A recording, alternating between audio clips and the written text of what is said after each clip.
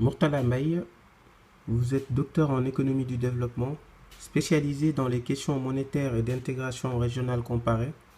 Vous êtes aussi président du Parti des citoyens intègres, PCI. Pourquoi avez-vous souhaité aujourd'hui vous exprimer sur la question du franc CFA? J'ai souhaité m'exprimer sur la question du franc CFA parce qu'en fait, c'est une question vraiment cruciale aujourd'hui pour nos économies. C'est une question centrale. Je l'ai dit, je l'ai redit, je l'ai dit dans un de mes articles. Aucun pays africain ne peut se développer avec le franc CFA. Aucun pays ne peut, à plus forte raison, émerger avec le franc CFA. Parce qu'en fait, aujourd'hui, cette monnaie constitue vraiment une entrave au développement de nos économies. J'ai souhaité m'exprimer parce qu'aujourd'hui, le débat est posé. Ça et là, on entend des gens qui interviennent donc, qui s'expriment sur le franc CFA, sur le débat de l'heure, faut-il rester, faut-il sortir. Mais en général, vous vous rendez compte que peut-être c'est des gens qui ont la volonté, mais malheureusement qui ne maîtrisent pas donc, les questions monétaires. Puisque les questions monétaires, c'est vraiment des questions complexes. C'est vrai aussi qu'il y a une question de patriotisme, c'est extrêmement important, mais pour ce qui est vraiment de l'aspect technique de la monnaie, vraiment c'est un domaine assez complexe. C'est pourquoi aujourd'hui j'ai préféré apporter donc ma touche à la construction de l'édifice, comme je l'ai toujours fait du reste, hein, parce qu'il y a peut-être 10 ou 15 ans, moi je parlais déjà donc de la sortie donc, des pays africains du franc CFA, parce qu'à tout point de vue, c'est une monnaie, comme nous le verrons, qui n'apporte que des inconvénients aux pays africains donc, qui utilisent cette monnaie. C'est vrai qu'il y a des gens qui soutiennent le contraire, qui donnent donc des arguments que je trouve vraiment de faux arguments, des contre-vérités même, et je pense que nous aurons l'occasion donc au cours de cet entretien de nous exprimer, d'apporter vraiment des éclairages par rapport donc à toutes ces questions. Mais voilà en somme pourquoi j'ai souhaité donc intervenir, parce que c'est un débat crucial. Tant que nous ne réglerons pas cette question du franc CFA, nous serons là à parler de développement, à parler de taux de croissance insuffisant, intraverti, extraverti, etc. Mais il n'y a jamais de développement à la clé. Que dites-vous aux personnes qui pensent que la sortie du franc CFA est un faux départ ou n'est pas une priorité? En fait, ceux qui pensent que la sortie du CFA n'est pas une priorité, je pense que c'est parce qu'ils ne comprennent pas, pour l'essentiel, les enjeux donc, des questions monétaires. Parfois aussi, bon, peut-être que c'est des gens donc, qui sont un peu de mauvaise foi, parce que le système actuel les arrange, donc bon, il ne faut pas toucher. Donc c'est des gens qui sont vraiment friands, partisans de leurs propres intérêts. Mais sinon, si nous examinons un tant soit peu, donc les arguments qu'ils avancent, c'est ce qui milite donc pour donc la conservation du franc CFA. Entre autres, qu'est-ce qu'ils vous disent? Ils vous disent, bon, voilà, il y a des pays qui ont leur propre monnaie et pourtant qu'ils ne s'en sortent pas bien. Moi, je pense que cet argument ne serait pas tellement prospéré. Il suffit tout simplement de donner des exemples. Le Ghana a sa propre monnaie, c'est le cédi ghanéen. L'Algérie a sa propre monnaie. Le Maroc a sa propre monnaie. Le Nigeria a sa propre monnaie, le Naira. Et pourtant, c'est des économies qui aujourd'hui sont solides. Maintenant, d'accord, ils me diront qu'il y a d'autres pays qui ont leur propre monnaie et qui ne s'en sortent pas bien, comme la Gambie, la Sierra Leone, le Libéria, etc. Mais cela veut dire que ce n'est pas la monnaie qui est en cause. En fait, la monnaie, c'est un instrument. Ce qui fait les résultats, c'est le travail qu'on fait. Mais ici, avec le CFA, ça a une particularité. Pourquoi nous prenons la sortie du CFA? Parce que le CFA plombe le financement correct de nos économies. Et nous l'examinerons, nous l'expliciterons donc dans les points qui vont suivre. Ça, c'est le premier argument. Il y a des pays qui ont leur monnaie, mais qui ne s'en sortent pas bien. En revanche, aussi, il y a des pays qui ont leur propre monnaie et qui s'en sortent très bien. Nous pouvons même dire que c'est les pays qui ont leur propre monnaie qui s'en sortent mieux. Deuxième argumentaire de ceux qui veulent le maintien du franc CFA, oui, le franc CFA nous permet d'avoir des taux de croissance. Si nous réalisons de bons taux de croissance, c'est grâce au franc CFA. Moi, je pense que ces gens-là n'ont pas compris ou bien ils n'ont pas fait les investigations nécessaires. Moi, je dirais plutôt que le CFA plombe nos économies. Le CFA empêche nos économies de réaliser le taux de croissance qu'elles auraient dû réaliser. Pourquoi? Je l'ai dit tantôt, parce que c'est une monnaie aujourd'hui qui empêche un financement correct des économies. Donc, si les projets porteurs de croissance et de développement dans un pays ne sont pas financés, comment pouvons-nous prétendre avoir les meilleurs taux de croissance possibles? Je laisse la question en suspens. Pour la troisième question, il y a des gens aussi qui nous disent, oui, le CFA nous a permis de maintenir donc l'intégration africaine. Cela veut dire que donc sans la France, sans la tutelle française, les pays africains ne sont pas capables d'avoir donc de bonnes relations. Les pays africains ne sont pas capables donc de mettre en synergie leur potentiel pour développer les économies. Moi je dis que même si c'est le cas, il faut dépasser cela. Il faut que les pays africains quand même, qui sont aujourd'hui des nations majeures, arrivent donc à vraiment la main dans la main à travailler pour développer leurs économies. Mais nous ne pouvons pas éternellement dépendre d'une mère, la France, qui est là tout donc pour nous chapeauter. Moi je pense que même si tel était le cas, il faut changer cette situation parce que nous ne pouvons pas être d'éternels bébés. Comme on dit en Wolof, par conséquent, cet argument de la France qui constituerait un ciment, le CFA qui constituerait un ciment pour consolider donc, nos expériences d'intégration, moi je pense que c'est un argument aussi qui peut être battu en brèche, qui ne saurait prospérer. Maintenant, la dernière, on dit oui, c'est le CFA qui nous permet, c'est grâce à la garantie française que nous avons une monnaie internationalement reconnue. Là encore, je réitère la même question. Donc sans la France, nos économies ne sont pas capables de travailler, d'avoir une monnaie forte, internationalement reconnue. Alors que l'Afrique a tout. Aujourd'hui, l'Afrique, c'est le continent le plus riche, avec 33% des ressources, des richesses naturelles mondiales. Avec, comment dirais-je, l'Afrique unie, qui représenterait la troisième puissance démographique mondiale. L'Afrique qui représente le 6e des terres dans le monde. Donc si, avec tout ce potentiel, avec tous ces atouts, l'Afrique aujourd'hui ne peut pas travailler pour avoir sa monnaie, une monnaie forte internationalement reconnue, je pense que donc nous devons, nous Africains aujourd'hui, faire une introspection et essayer de voir donc comment vraiment changer cette situation. En somme, nous ne pouvons pas toujours dépendre d'une tutelle. Ça, c'est même utopique, c'est même rétrograde de passer ainsi. Pouvez-vous expliquer à nos auditeurs les inconvénients posés par le franc CFA? Pour parler donc des inconvénients liés à l'adoption et à l'usage donc du franc CFA, il faut peut-être partir de la convention qui lie donc la France aux pays africains membres de la zone franc. Ces pays sont liés à la France par ce qu'on appelle une convention de compte d'opération. Le compte d'opération est géré au niveau de la direction générale du Trésor à Paris. C'est un compte qui n'est géré ni à l'Élysée, ni à Matignon, ni à Bercy, mais dans une direction générale du Trésor. J'insiste là-dessus parce que c'est important et c'est la première anomalie. Je pense qu'au monde, c'est la seule monnaie qui a cours légal dans 15 pays et qui est gérée par une simple direction générale du Trésor. Ça n'existe qu'avec le franc CFA. Et c'est là que partent tous les inconvénients que nous allons parcourir un peu plus loin. Mais déjà, parlons donc des principes qui régissent donc ce compte d'opération. Premier principe, garantie de convertibilité illimitée.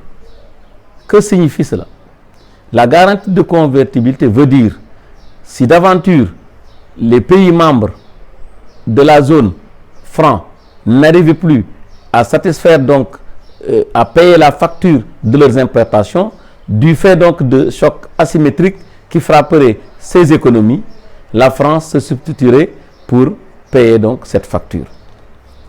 Il faut auparavant expliquer ce que c'est que la garantie illimitée. Garantie illimitée veut dire que cette monnaie est à tout moment convertible en or ou bien en devise forte. C'est ça que nous garantit la France. Et par ricochet donc, éventuellement, si besoin en est, donc payer notre facture d'importation si les pays n'arrivaient plus à le faire. Si on entend poser comme cela, cela peut paraître très favorable à nos pays et cela peut réjouir plus d'un. Mais il faut entrer dans le détail pour comprendre que c'est un muloir aux alouettes. C'est en fait des faveurs brandies par la France et des faveurs qui n'auront jamais l'occasion d'être mises en pratique. Pourquoi? Parce que quand la France nous dit ça, elle a mis parallèlement en place des verrous. Elle a mis un ensemble de dispositifs tendant à faire en sorte que cette situation n'arrivera jamais. Le compte d'opération est éclaté en 3 sous-comptes. Parce qu'il faut savoir que la zone franc est constituée de 3 entités. Il y a l'UEMOA avec sa banque centrale, la BCEAO, la CEMAC avec sa banque centrale, la BIAC, et la Banque centrale des Comores. Ces 3 banques centrales, chacune d'entre elles dispose d'un sous-compte d'opération au niveau du compte d'opération. Et pour que la clause de la garantie soit activée, ou bien pour que la France se trouve dans l'obligation de faire face à cette responsabilité, il faut que les 3 comptes fusionnés présentent un solde débiteur, ce qui ne risque jamais d'arriver. En tout cas, je ne dis pas que ça n'arrivera pas, mais difficilement nous pouvons être dans cette situation, que les 3 entités prises globalement soient dans une situation débitrice. Premier verrou. Deuxième verrou, la France dit les recettes d'exportation, vos recettes d'exportation, si elles baissent sur 3 trimestres, les pays membres sont obligés de convoquer donc un conseil d'administration extraordinaire, ou bien la banque centrale ou les banques centrales de ces pays membres sont obligés de convoquer un conseil d'administration extraordinaire dont le but est de mettre en place un dispositif de politique monétaire restrictive. Que veut dire ça?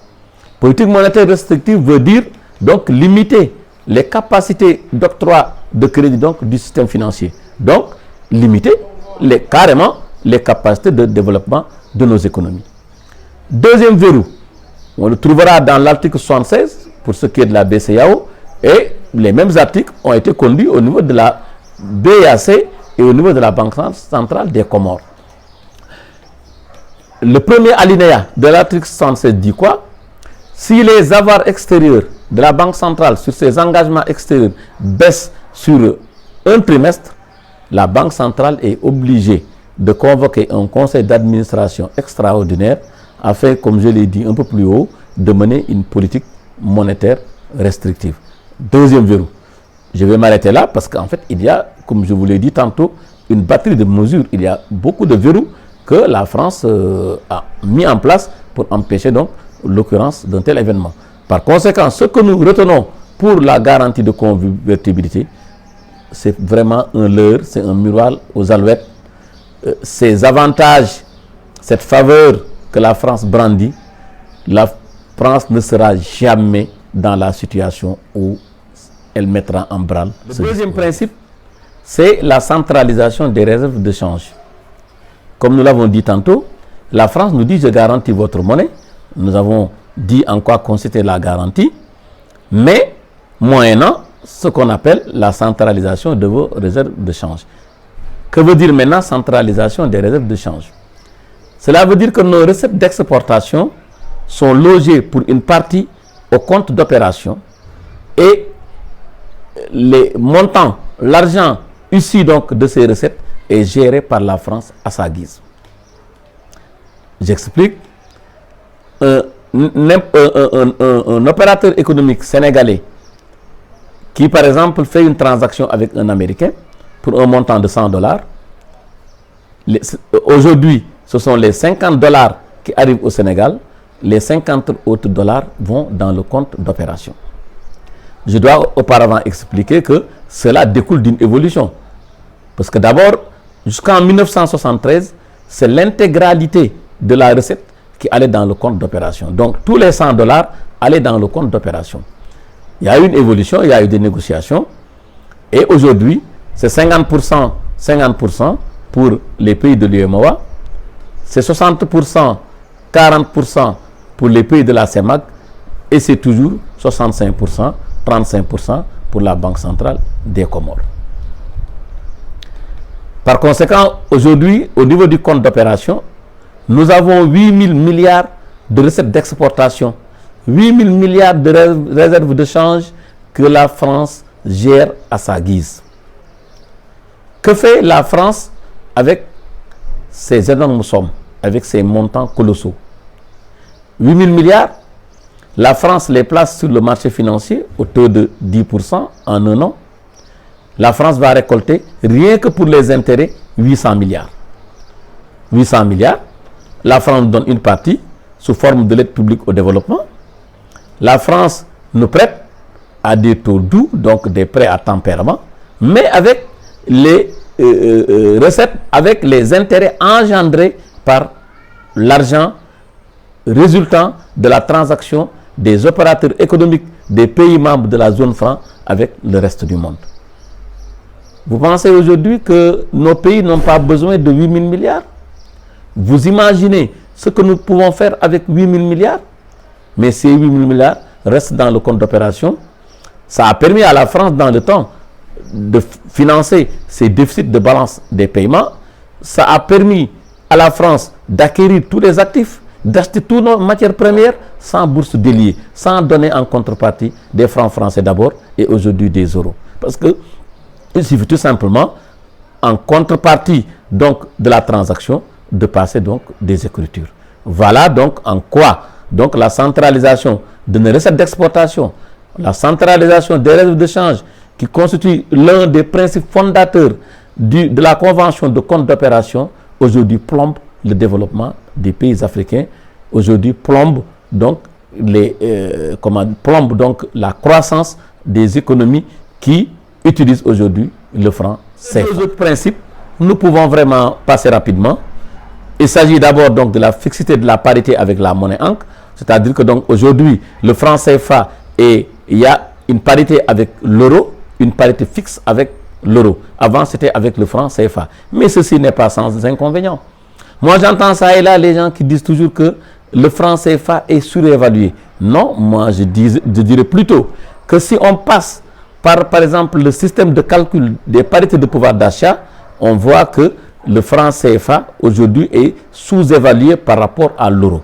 Par conséquent, cette parité fixe n'est pas un avantage pour nos pays parce que tant qu'il y aura ce système, nous ne pourrons jamais avoir la véritable valeur donc, de notre monnaie, la meilleure valeur qui puisse donc être en phase avec nos actions de développement économique donc, et financier. Il faut arriver à cela, il faut arriver à ce que nous ayons notre propre monnaie que nous ferons flotter en fonction vraiment en fonction des objectifs que nous nous fixerons.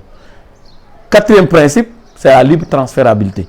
On voit que encore ce principe n'est favorable qu'à la France et aux pays européens. La libre transférabilité veut dire quoi? Cela veut dire qu'on peut faire, qu'on peut, à partir de notre zone, prendre n'importe quel montant, transférer, donc amener en France ou bien amener en Europe, vice-versa. En général, c'est les multinationales françaises et européennes qui viennent s'installer dans notre zone. Maintenant, pour permettre à ces multinationales de pouvoir donc rapatrier très facilement les bénéfices issus donc de leurs activités économiques, donc on a mis en place cette clause de libre transférabilité. Et vous voyez aisément que cette clause est vraiment très favorable donc à l'Hexagone et à ces entreprises. Donc en gros, voilà les 4 principes qui régissent donc le compte d'opération et qui ne constituent que des avantages pour la France et pour l'Europe et qui ne constituent que des inconvénients pour nos pays. Mais vous serez surpris si je vous dis que ces inconvénients que je viens de citer ne sont pas les plus graves. Selon moi, l'inconvénient le plus grave, c'est le fait que la France contrôle notre monnaie. C'est le fait que la France soit présente dans les 3 entités de la zone franc, donc dans nos 3 banques centrales, avec voix prépondérante. La France est présente dans nos conseils d'administration et la France est également présente dans les comités monétaires avec droit de veto. C'est ça la prépondérance. Cela veut dire qu'aucune décision importante ne peut être prise sans l'accord de la France. Et la dévaluation de 1994 a été vraiment un facteur révélateur de cet état de domination. Certains chefs d'État à l'époque, comme le président Bongo du Gabon, le président Eyadema du Togo, mais ils n'ont eu que leurs yeux pour pleurer parce qu'ils n'étaient pas d'accord sur la dévaluation. On ne les avait même pas consultés. Le président Bongo d'ailleurs disait à juste titre, mais ils n'ont même pas fait de différence entre les pays à revenus intermédiaires et les pays moins avancés. On aurait pu faire donc une dévaluation en fonction donc du niveau de développement économique des pays, mais pour tous les pays, il y a eu donc le même taux de dévaluation. Bon, techniquement, cela peut faire sourire parce qu'effectivement, on ne peut pas dévaluer, on ne peut pas faire une dévaluation différenciée.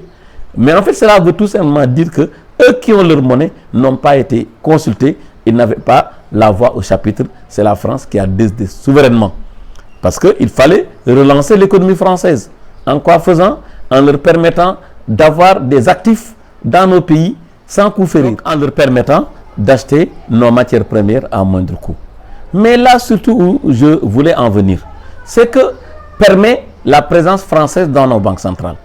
Cette présence leur permet vraiment donc de déterminer les taux qui sont applicables donc aux banques et par ricochet les taux que les banques vont appliquer donc à la clientèle. Ceci veut dire que donc la France aujourd'hui contrôle aujourd'hui nos systèmes économiques. La France aujourd'hui contrôle le financement de nos économies. Et quelle est la situation que nous vivons depuis les indépendances? Une difficulté d'accès de nos opérateurs économiques au financement bancaire. Et ça, c'est très grave pour une économie. Parce qu'en fait, pour le financement de l'économie, il n'y a que deux systèmes. Il y a le financement direct, qui se fait donc sur le marché financier, ou ce qu'on appelle le marché boursier. Et nous savons aujourd'hui que notre bourse ne permet pas à nos entreprises de se présenter sur... ne permet pas à nos entreprises de venir se financer à son niveau. Parce que les critères fixés sont au-delà des possibilités donc, de nos entreprises. Et aujourd'hui, nous n'avons que 47 entreprises africaines qui peuvent se refinancer au niveau du marché financier. Cela veut dire donc que ce système de financement est hors de portée de nos entreprises. L'autre source de financement qui nous reste, c'est le financement intermédiaire ou le financement bancaire. Si maintenant ce financement aussi est verrouillé du fait donc de critères que la France applique via donc la Banque centrale, des critères qu'on nous applique depuis la Deuxième Guerre mondiale, depuis le lendemain de la Deuxième Guerre mondiale. Pourquoi faire? Avant, c'était pour empêcher donc les autochtones d'accéder au roi de l'économie, parce qu'on sait très bien que qui détient l'économique, qui détient la bourse, détient le politique. Après la Deuxième Guerre mondiale, étant sûr donc que le processus d'indépendance était enclenché et inéluctable, les Français ont essayé de trouver des moyens pour ralentir ce processus. Entre autres, maintenant, mécanisme de ralentissement, il y a eu le financement bancaire. Il ne fallait pas que les autochtones aient accès au crédit bancaire. C'est pourquoi ils ont ils ont occupé les secteurs de pointe tels que la banque et les établissements financiers. Les autochtones donc ont été laissés en rade. Ce système malheureusement se perpétue 60 ans après donc les indépendances.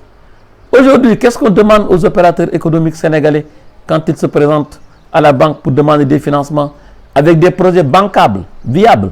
Parce qu'un projet bancable veut dire quoi? Ça veut dire que c'est un projet qui, s'il est mis en œuvre, peut générer des bénéfices, peut rembourser le crédit et générer des bénéfices pour le bénéficiaire donc, du projet. C'est ça qu'on appelle un projet bancable. Donc c'est un projet rentable.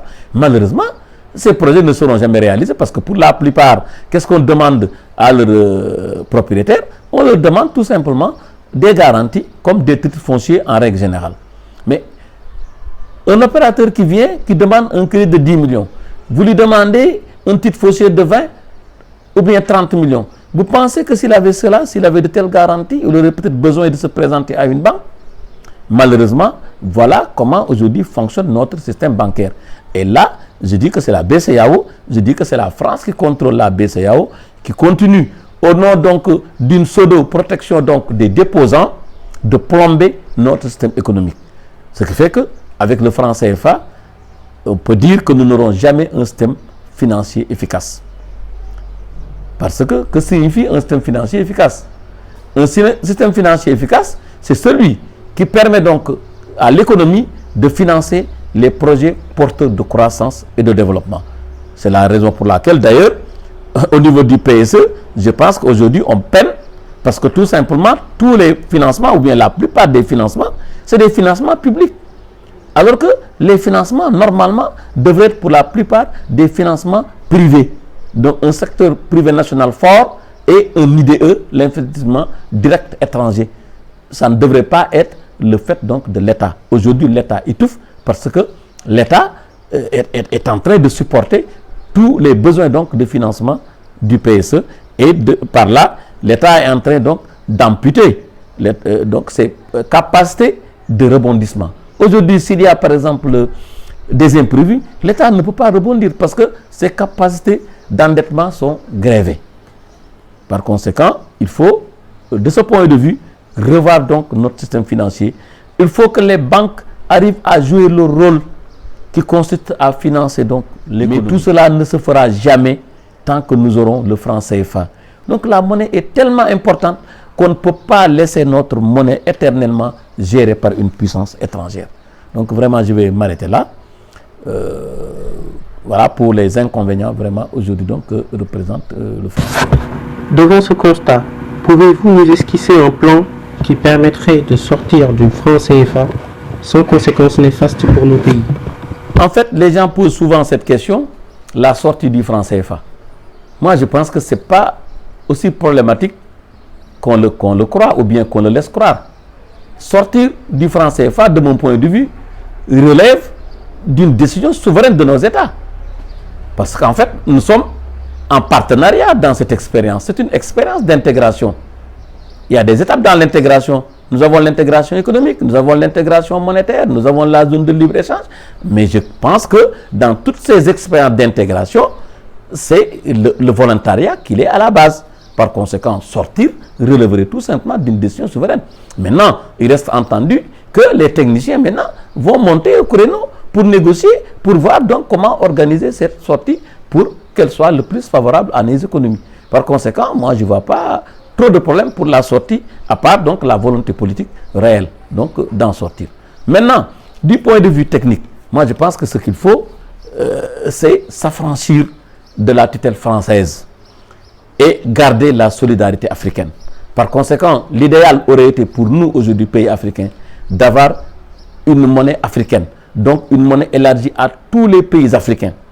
Mais à défaut, moi je pense qu'il ne faut pas rester éternellement à attendre. Des pays aujourd'hui ont leur propre monnaie. Pourtant, dans ces pays, on ne meurt pas de faim. Je peux citer des voisins, je peux citer la Gambie, je peux citer la Sierra Leone, je peux citer le Libéria, je peux citer le Ghana.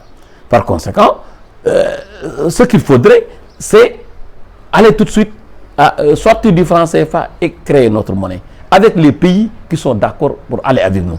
Mais si aucun pays n'est d'accord, pourquoi pas créer notre propre monnaie? Des pays fonctionnent avec leur monnaie sans que cela donc n'ait donc des conséquences préjudiciables donc sur le devenir de leur population. Au contraire, je pense que créer sa propre monnaie ne peut être donc que positif pour donc nos populations, pour nos économies.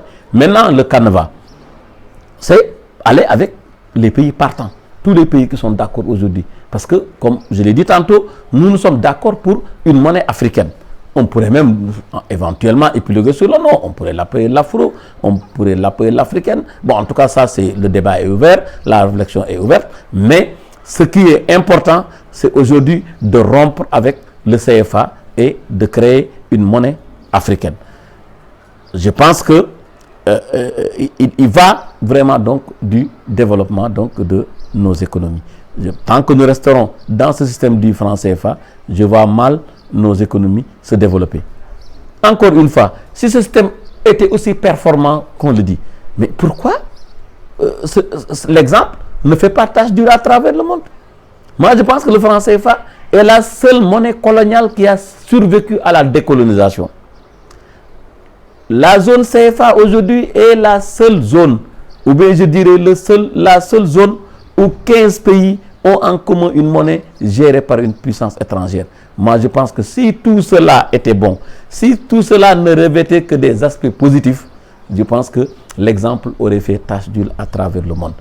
Maintenant, s'il y a quelqu'un qui gagne dans cette expérience, on sait bien que donc c'est la France et l'Europe. Par conséquent, c'est de bonne guerre que ces pays nous fassent peur. Oui, vous ne pouvez pas créer votre propre monnaie. Si vous y allez, il y aura des problèmes, etc. Tout cela, c'est pour nous faire peur. Il faut que les pays africains acceptent de couper le cordon ombilical. Nous sommes indépendants politiquement, théoriquement, depuis 60 ans. Il est temps maintenant que l'indépendance soit totale. Par conséquent, à ceux qui disent ça, j'entends même d'autres, soi-disant experts dans le domaine, qui disent oui, il y a des conditions pour réaliser une monnaie. Mais quelles sont les conditions? Quelles sont les conditions? Mais même les conditions qui sont brandies ça et là, mais nos pays peuvent nous pouvons satisfaire ces conditions. La première condition qu'on dit, il faut avoir des réserves de change. Mais nous en avons. Nous avons 8 000 milliards dans le compte d'opération en France. Ça, ce n'est pas des réserves de change. La deuxième condition, on nous dit oui, il faut que votre monnaie soit peut-être arrimée à un panier de monnaie. Moi, je pense que ce n'est pas ce qui est le plus difficile. Arrimer sa monnaie à un panier de monnaie, ce n'est pas le plus difficile. Par conséquent, il faut qu'on arrête de nous faire peur. Nous sommes assez... aujourd'hui, nous constituons des nations majeures. Nous avons assez de richesses qui peuvent nous permettre de développer nos économies. Et si vous développez votre économie, si votre économie a une bonne santé, la monnaie va suivre. Par conséquent, il n'y a aucun problème aujourd'hui à ce que nos États aient leur propre monnaie. Par conséquent, c'est la conclusion vraiment que je tire. Et je donne rendez-vous pour un autre débat donc, sur le franc CFA. Parce que je pense que le débat est ouvert. Je pense que nous en sommes au début. Le débat est loin d'être fermé parce que le combat est loin d'être gagné. Je vous remercie de votre attention.